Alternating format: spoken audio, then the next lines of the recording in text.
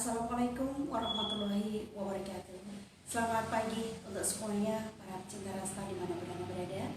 Kali ini kita ada di Dinas Sosial Kabupaten Blora dan kita langsung aja tanya-tanya kepada beliaunya, Ibu Kepala Dinsos yang ada di Kabupaten Blora, juga Pak siapa tadi? Pak Kasih, Pak Titis, Pak Kasih Perlindungan ya. Dan tentunya tentang apa kita datang di sini, yuk kita ulas langsung dengan tuntas ya. Tentunya jo kawin bocah, apa sih yang dimaksud dengan jo kawin bocah itu? Yuk langsung aja kita tanya kepada beliaunya. Selamat pagi Ibu Bapak. Selamat pagi Mbak Ampar, Mbak Didis. Boleh perkenalan dulu Ibu sama semuanya pendengar Rasta, juga pemirsa Rasta Blora, monggo. Terima kasih. Assalamualaikum warahmatullahi wabarakatuh. Selamat pagi, salam sejahtera untuk kita semuanya, khususnya para pecinta ya, pecinta Radio Rastra di Kabupaten Blora. Saya Bu Indah yang diberi amanah oleh Bapak Bupati Blora sebagai Kepala Dinas Sosial Pemberdayaan Perempuan dan Perlindungan Anak di Kabupaten Blora. Dan ini saya didampingi oleh Mas Titis ya. Nah, ini Mas Titis sebagai Kasih Perlindungan Anak. Itu Mbak yang bisa saya sampaikan. Oke, terima kasih Ibu. Nah, kita langsung aja ke pokok persoalannya Ibu ya.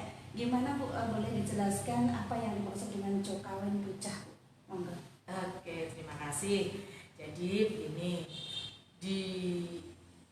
tentang jo kawin bocah ini sebetulnya adalah inisiasi dari Dinas P3A P2KB Provinsi Jawa Tengah dan langsung ditangkap oleh Pak Gubernur Pak Ganjar bahwa memang untuk di Jawa Tengah itu kan angka pernikahan anak itu masih cukup tinggi. Nah, dan selama ini sebetulnya untuk Blora sendiri kita sudah cukup lama, bahkan sudah ada perbuknya ya Mas Titis ya, itu sudah ada perbuk nomor 75 tahun 2017 tentang pencegahan supaya tidak terjadi perkawinan anak. Itu kita sudah laksanakan jauh-jauh hari, tetapi ya memang yang kondisi yang ada di lapangan itu memang memerlukan kita terus-menerus ya, nggak hanya sekali dua kali. Nah, ini apalagi dengan adanya jo kawin bocah yang diinisiasi dari Provinsi Jawa Tengah, kita tangkap, malah kita senang sekali. Ya, tentu banyak sekali resikonya ya Bu ya untuk jo kawin bocah. Kalau sudah baru 16 atau 15 menikah, itu banyak sekali ya Bu ya. Iya, banyak. Jadi sebetulnya ini kan juga karena ada aturan baru. Kalau dulu undang-undang yang lama itu kan perkawinan, itu Undang-Undang 174 itu ya, itu adalah perkawinan itu di usia untuk perempuan itu 16 tahun, yang untuk laki-laki 19 tahun. Tetapi dengan adanya perubahan undang-undang yang terbaru itu bahwa perempuan dan laki-laki sama, menjadi usianya sama-sama 19 tahun. Nah, ini yang menjadi masalah ya, terutama kita berbicaranya fokus kita di Kabupaten Blora ya.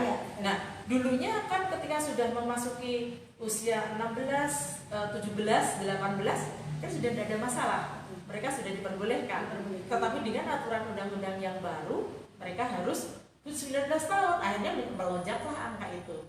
Nah, di satu sisi Mbak, bahwa Blora memang juga untuk perkawinan anak di bawah usia 16 tahun pun cukup banyak ya, karena apa, banyak ya, banyak hal, banyak faktor.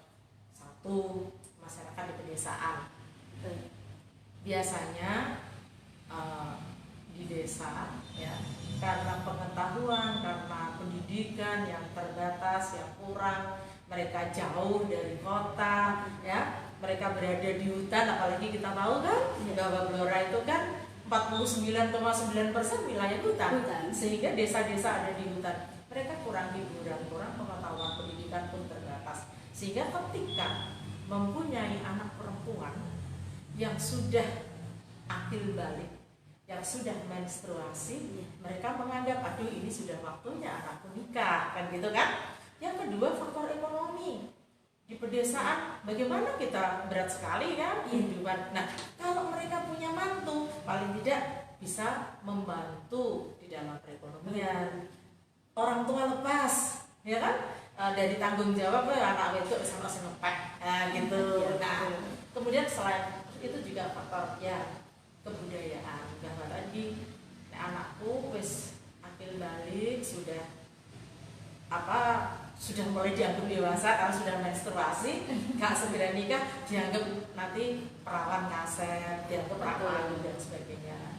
Itu Mbak. Untuk di tahun 2020 saat ini Bu, gimana untuk yang menikah muda masih banyak? Mas Titis, bagaimana? Biar ini Mas Titis yang langsung nih. Menurut website dari Pengadilan Agama Blora yang menerbitkan izin dispensasi untuk menikah di bawah 19 tahun, itu sampai dengan bulan Oktober itu sudah mencapai sekitar 240-an. 240 yang mengajukan dispensasi, dispensasi. Artinya mendaftar ke Pengadilan Agama untuk diberi dispensasi pernikahan. Nah, angka itu sekali lagi merupakan lonjakan akibat diberlakukannya Undang-Undang Pernikahan yang baru nomor 16 tahun 2019. Jadi ada lonjakan pernikahan itu karena mensyaratkan bahwa minimal 19 tahun. Nah, kami juga terus berusaha menggandeng berbagai macam elemen masyarakat, beberapa OPD dan instansi vertikal untuk bekerja sama bersama-sama membantu menurunkan angka pernikahan di Kabupaten Blora, khususnya yang dilakukan oleh anak-anak seperti ini. Oke. Untuk Bu Indah sendiri Bu, nah ini kan banyak sekali perempuan-perempuan yang pengangguran ya Bu ya, yang di rumah saja bahkan untuk menunggu sang suami mungkin untuk penghasilannya juga cukup untuk makan. Gimana Bu solusinya untuk dinas sosial? Untuk pemberdayaan perempuannya maksudnya? Iya, kami memang berada di lingkup itu ya. Dan tanggung jawab kami punya tanggung jawab bagaimana memberdayakan perempuan. Begitu kan? Nah, apalagi ini masa pandemi seperti ini, ada beberapa kegiatan yang sudah kita lakukan dengan yang dinamakan jaring pengaman ekonomi. Kami melaksanakan ada beberapa kegiatan. Yang pertama bersama dengan Dinas P3A P2KB Provinsi Jawa Tengah, berawal kami diberikan kesempatan stimulan untuk memberikan pemberdayaan kepada perempuan untuk membuat masker. Nah, kita sudah ada 40 lebih ya, ada 40 lebih kelompok perempuan rentan ya, termasuk juga ibu-ibu rumah tangga. Nah, setelah itu sukses, kasih lagi ada pemberdayaan lagi yang terkait dengan pembuatan face shield. Iya, dari provinsi juga sudah kami laksanakan di 50-an ya, 50-an kelompok. Sudah. Jangan sampai sekarang. Betul, ya. Masih ya. Terus kemudian itu juga sudah berhasil. Jadi itu ada pembagian. Jadi yang 10%, 30% ya, 30% diberikan kepada yang sudah membuat. Mungkin mereka mau dipakai dan sebagainya, juga sebagian lagi diberikan kepada Pemkab dan yang sebagian lagi kami serahkan kepada provinsi. Nah, yang ketiga, setelah dari provinsi selesai, saya masih mempunyai ini ya, tanggung jawab rasanya. Waduh, ini belum selesai nih. Nah, hanya dengan adanya anggaran APBD lewat DID dan DID, kita buat lagi Mbak, ya. Untuk perempuan itu juga untuk pembuatan masker. Nah, ini DID 1, DID 2 buat masker. Kami kelompok-kelompok kami yang sudah terdata di tempat kami, kita berdayakan. Jadi kami berikan semuanya, mulai kainnya ya, mulai kebutuhannya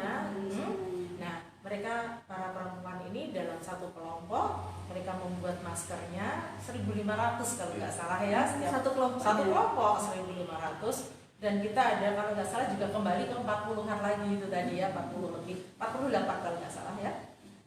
Mereka membuat, kemudian kami menggantikan dengan ongkos, membuat per orang ya, per orang 3.000 per masker 3.000 rupiah. Kalau 1.500 dibagi orang 10 kan berarti satu orang buat 150. Kalikan 3.000 ya bisa menambah ya. Terus selain itu kami juga ada saat ini kegiatan untuk ikan lele, Mbak. Ternak lele di ember. Di ember. Nah, itu ember, kemudian atasnya masih bisa ditanamin kangkung itu ya, sayur. Nah, itu kami ini sedang kami lakukan juga. Itu juga untuk kelompok-kelompok. Iya, kelompok-kelompok perempuan, terutama juga termasuk juga teman-teman perempuan perdiva yang difabel.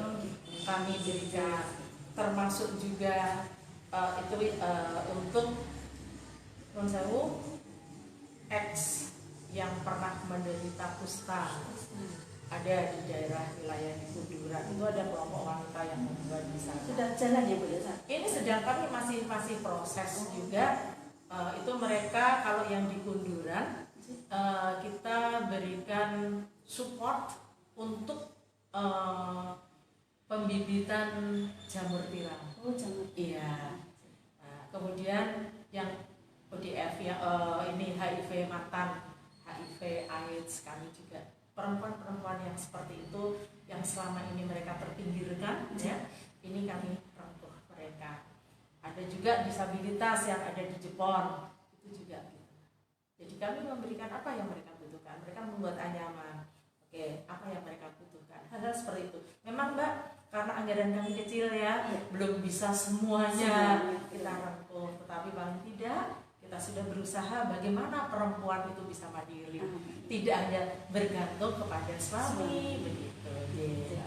Oke, satu pesan Bu yang terakhir, satu pesan, satu himbauan kepada masyarakat Blora tentang Jokawin Bocah itu tadi ya Bu ya, seperti contohnya ada di pelosok-pelosok gitu, monggo. Anjir, terima kasih untuk para perempuan yang ada di seluruh wilayah Kabupaten Blora, khususnya yang saat ini masih memiliki anak-anak ya, anak-anak perempuan yang berada di bawah usia 19 tahun. Termasuk juga anak-anak perempuan ya, anak-anak perempuan yang saat ini masih berada di usia di bawah 19 tahun. Ayo hindari kawin bocah ya. Karena dikatakan jo kawin bocah gitu ya. Berarti ini bisa saya katakan jo kawin saya ya bocah-bocah.